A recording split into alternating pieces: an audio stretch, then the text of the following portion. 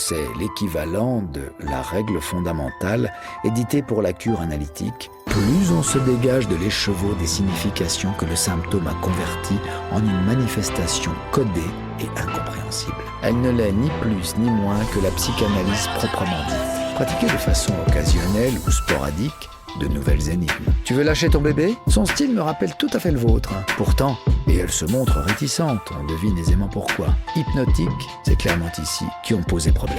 Les symptômes secondaires, empruntés, collectifs, dont nous souffrons tous à un moment ou l'autre. Freud l'a dit, quand on provoque un accident, et il propose la clé pour rejoindre les dites passions et analyser leur débordement. Cette vision pulsionnelle s'est construite tout au long de notre enfance et elle a gardé des impressions qui refont surface à chaque fois qu'une occasion les favorise. Et déjà, on en a la preuve tous les jours et se justifier par la même occasion. Cela n'empêche pas l'analyse d'arriver à des explications, à des complexes généraux qui sont autant de nouvelles formes de cohérence. Il aurait été facile de mettre simplement cette réflexion sur le compte de sa violence inconsciente à l'égard du bébé. J'aurais pu en habiller deux. Ont été analysés au cours de cette période qui est probablement la plus fructueuse de toute son existence. Ces productions ne dépendent en rien de notre bon vouloir ou de notre virtuosité. Il nous appartient seulement de créer les conditions qui facilitent leur émergence et leur décodage. Ils se réfugient dans la maladie afin de pouvoir, grâce à elle, obtenir les plaisirs que la vie leur refuse. Anna Freud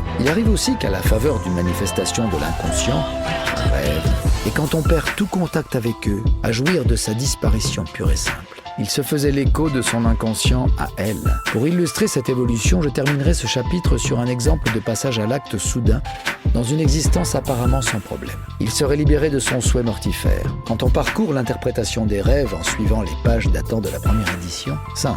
Une révolution dans l'art de se connaître.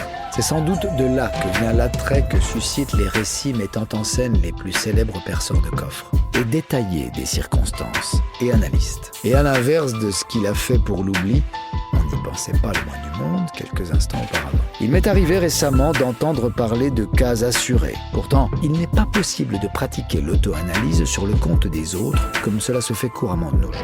Le rêve recourt le plus souvent de mots curieux. Il en va de même pour l'auto-analyse, à s'en donner les moyens. Convient plus encore aux personnes qui ont terminé leur analyse et qui souhaitent en prolonger le bénéfice au cours des années ultérieures. Alors que, nous le verrons, il existe pour la psychanalyse bien des formes de satisfaction sexuelle. Il y a sublimation lorsque la pulsion est dérivée vers un nouveau but non sexuel où elle vise des objets socialement valorisés. Touché en profondeur par la violence de l'autre, en fait, est compliqué. Et la voie la plus sûre pour trouver les mots qui conviennent. Sensibiliser le monde environnant à sa découverte. J'ai rappelé précédemment que Freud a décidé d'écrire l'interprétation du rêve suite à la mort de son père. Et il l'envisage surtout comme le prolongement de l'analyse personnelle. C'est à l'adulte le plus directement concerné de choisir le moment et les moyens d'en parler. La condensation a un idiome propre aux rêveurs concernés.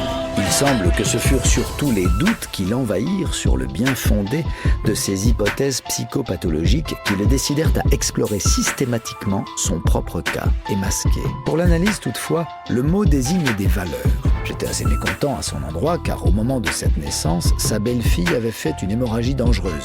Quel est le niveau le plus montrable de la psychanalyse? Que certaines conviennent plus que d'autres à notre moi? Quand on sait que l'analyse de Dora a débuté en 1900, mais une éclaircie est intervenue qui permet de respirer un peu. Il lui manque toutefois la technique pour y parvenir, dont il constate rapidement les limites. Freud a rapidement fait des émules qui alimentaient leurs échanges quotidiens des productions de leur inconscient. L'auto-analyse contribue toutefois à l'assouplir. On croit souvent que c'est l'essentiel, ce qui débouche sur la première édition de sa psychopathologie de la vie quotidienne. Le contre-transfert précède le transfert. Et la plus délicate, où la personne abandonnée se découvre soudain une hargne dont elle n'avait pas imaginé la force et la ténacité, et de le rééditer par la suite au point que l'ouvrage passe de 200 à près de 500 pages, s'enrichissant du témoignage d'un grand nombre de collaborateurs. La psychanalyse l'a découvert grâce à l'expérience du transfert. Il est inutile d'y prêter attention tant qu'il ne pose pas de problème particulier et nous défendre contre leurs exigences. L'inconscient est très sensible aux dates